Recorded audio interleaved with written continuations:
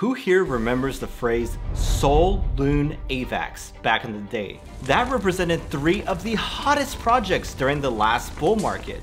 But in terms of now, well, Sol is doing quite well, Luna is all but dead, and AVAX, man, I think y'all are straight sleeping on AVAX these days. They're one of the most promising EVM compatible chains out there, and they've been making moves lately. That's why today I want to rank 8 of the most exciting projects in the Avalanche ecosystem.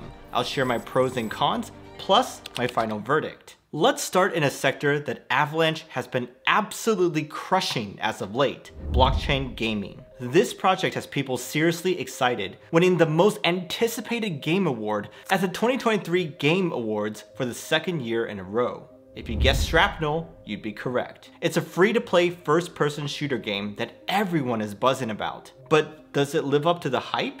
Well, let's find out by looking at my pros. First of which is the fact that their potential is undeniable. In addition to winning the most anticipated game award, it also won Best Graphics 2 years in a row, and that doesn't just happen by chance. Built with Unreal Engine 5 and Nanite technology, Shrapnel has the potential to deliver mind-blowing graphics that could redefine what is possible for a Web3 game. And all of this would not be possible without the great people behind the project. The Shrapnel team is made up of industry veterans that have been involved with some of the biggest games in history, such as Halo, Star Wars, and Harry Potter. But what about the game itself? Well, there's plenty to like there as well. Shrapnel has loads of in-game features that make great use of the blockchain. For example, people try to collect as much gear as they can, and if they make it out alive, they escape with all of it and can claim it as their own. Their in-game items are NFTs that can be used, traded, or sold, and the blockchain keeps track of all of it to give players self-custody over their assets. So that all sounds amazing, right?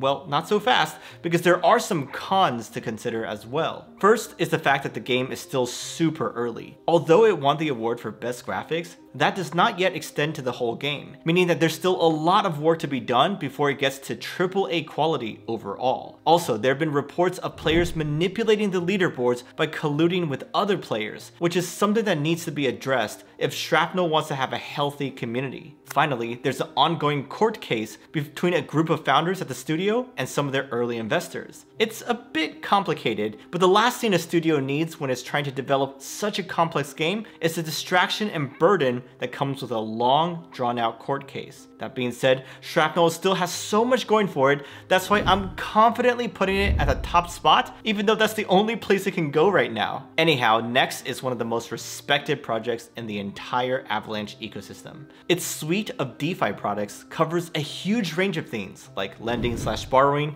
liquid staking, and bootstrapping validators and subnets. The project is BenQi. And let me tell you, there's so many things to talk about when it comes to this project. But in terms of what I like, well, first is the fact that it is super established. BenQi has a formidable user base of over 100,000 people, and its liquid staking platform has amassed nearly $300 million in assets and is showing no signs of stopping. Additionally, there are other features I like, such as no minimum amount for staking, and a buyback and burn mechanism, which should help the price long term. But what I really want to talk about is Ignite, which is BenQi's protocol for Avalanche validators and subnets. That has a pay-as-you-go validation service, which means users can rent a subnet for under $200 a week, which is crazy considering how it costs $60,000 to buy a validator outright. So this is something I absolutely love, as it makes it super accessible for builders to develop on Avalanche, and that could boost the entire ecosystem as a result. But let's not get carried away here, as there are some things I don't like as well. First of which is actually how established it is. I know, I just got done saying how that was great,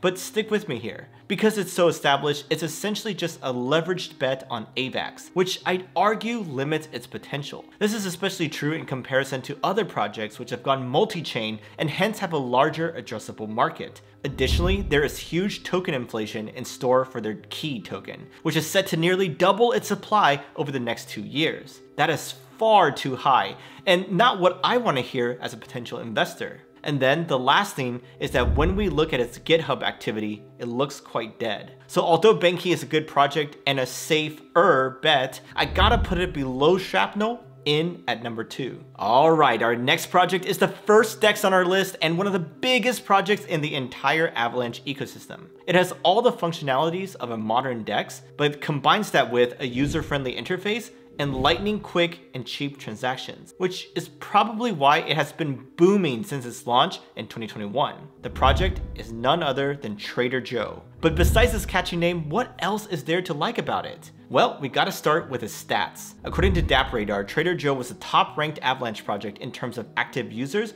over a 7-day period. The fact that so many people are using it is great and has led to the project being top 3 in TVL on Avalanche with well over $120 million. But what's even better is that if we compare it to the other major player in the space, Uniswap, it might actually be undervalued. Uniswap generates around 12 times more fees than Trader Joe, but is valued more than 40 times higher in terms of market cap, which means that a repricing for Trader Joe may be coming soon. But what about its tokenomics? Well, looking at its Joe token, I like how nearly 3/4 of its supply is already in circulation. And this has been stable for a while now, meaning that the risk of more Joe flooding into the market is quite low. However, on the flip side, there are a few negatives to consider as well. First of which has to do with its tokenomics. A whopping 30% of its tokens was allocated to insiders, split between the team and future investors. This is insanely high, and makes me worried about Joe's price performance if these parties start to sell. Also, speaking of its price performance, when we look at its gains against the dollar, all seems well. But when we compare it to other DeFi protocols, it is actually underperformed by around 20%. So if this trend continues, then that's not good, and it's something we gotta keep an eye on. But overall, the positives far outweigh the negatives, and for that reason, it's going straight to the number 1 spot on my running list. Now, my next project is back in the gaming sector, with a project that's more like a DeFi game than a traditional game. It combines a DEX, NFT marketplace, and a liquidity pool, all under the umbrella of fantasy pixel art. Sounds quite fascinating, right? It's called DeFi Kingdoms, and it's powered by the Jewel token. But what do I like about it? Well, first is how accessible it is. It's possible to buy one of the game's characters, called Heroes, for under 50 cents. And then there's even a free trial so players can try it out before committing any money. Something that wasn't available on other blockchain games such as Axie Infinity. Also, the game has some great metrics, with active wallets staying steady around the 5,000 mark. And this is a really good indicator that the game has a committed and loyal community. Tokenomics are good as well, with all of its 125 million tokens either already minted or burned, making Jewel deflationary. So lots of cool stuff there, but we gotta look at the negatives as well. First of which is the fact that the game itself just isn't that special nor fun. For genre, the map is pretty small, and there's not actually a ton of stuff to do. You could even argue that it's more yield farming wrapped around the thin veneer of a game as opposed to a real game. And in a space where some of the games have gotten so fancy that they're starting to become indistinguishable from the mainstream games out there, this puts DeFi Kingdoms in a really weird place. To compound this, its journey has by no means been smooth, and its token has suffered as a result, down a whopping 97% from all-time highs. So yeah, there are big question marks about its future, and that's why I unfortunately have to put it at the bottom of our running list. Alrighty, next we're moving on to the super hot sector of liquid staking. But before we get to that promising project, I want to share with you our very own Coinsider Tokenomics rubric. We spent probably 100 hours making this, but it's yours for only $9.95. This is the culmination of all our experience analyzing tokenomics for various crypto projects. And if you have no idea what I'm talking about, then just watch my Caspa tokenomics analysis stream that I did a few months ago, because I filled out the rubric during that stream. But basically, you can use this rubric to calculate a comprehensive score for the tokenomics of any project out there. And then you can use that score to compare projects and see which one is more quality. So link below, go get that ASAP if you're interested. Alright, back to Avalanche projects. And this next project helps you earn great yields across the Avalanche ecosystem.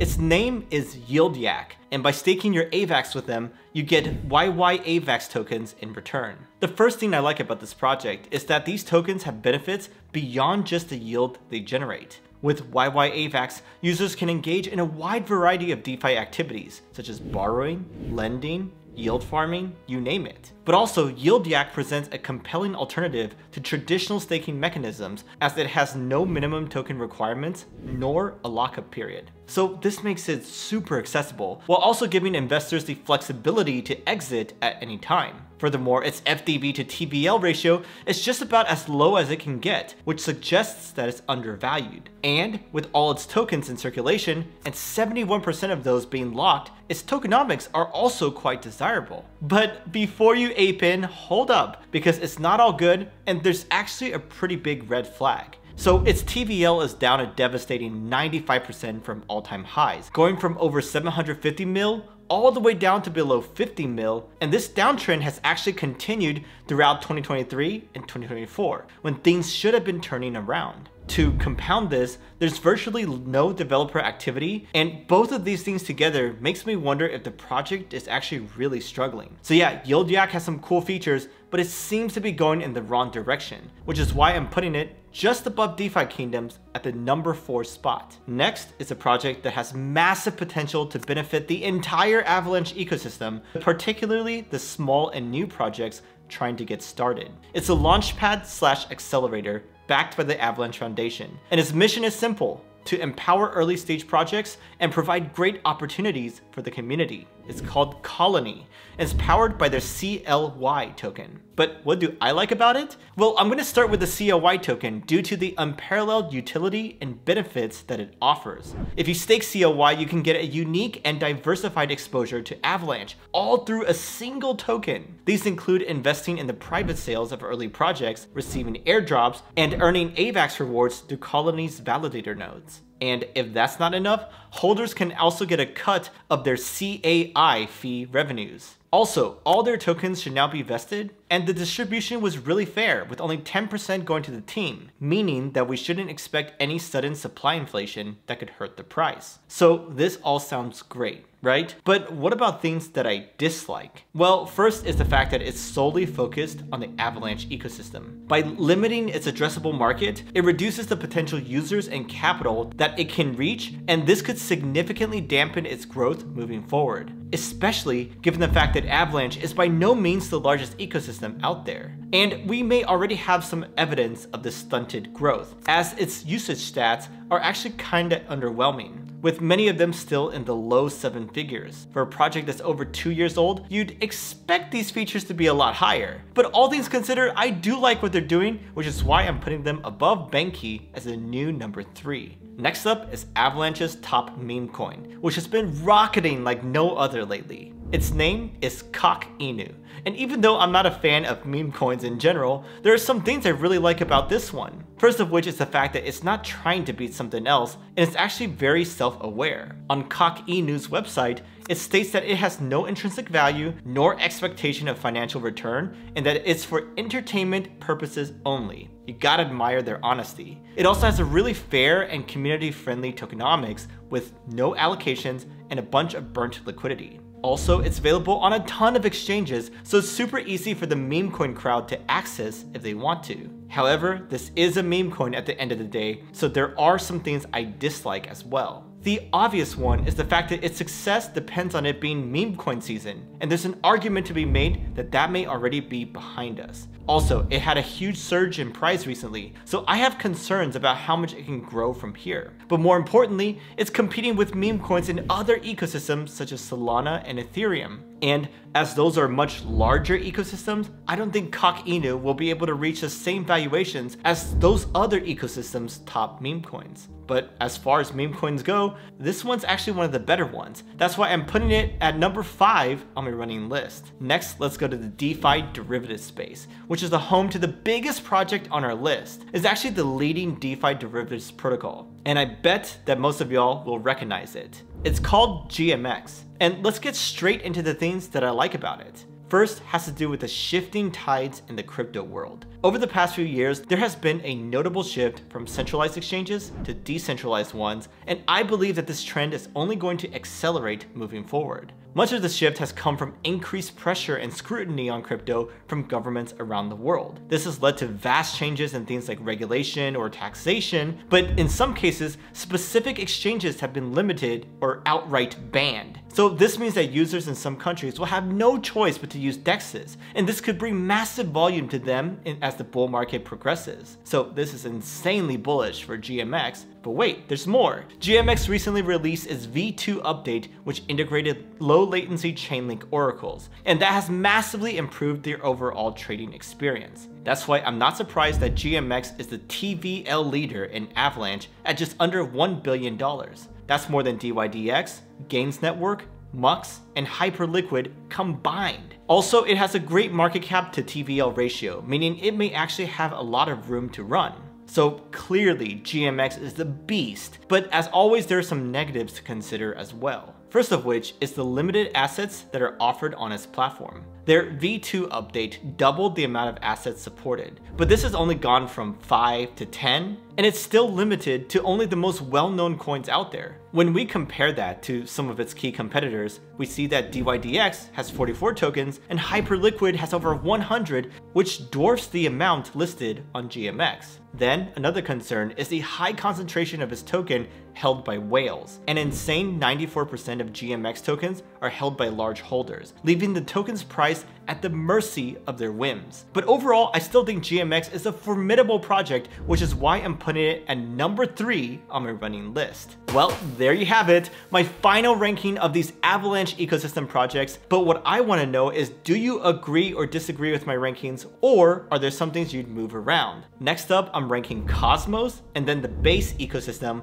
so be sure to subscribe to catch that. And if you haven't watched it yet, here's our Polkadot ecosystem rankings video right here.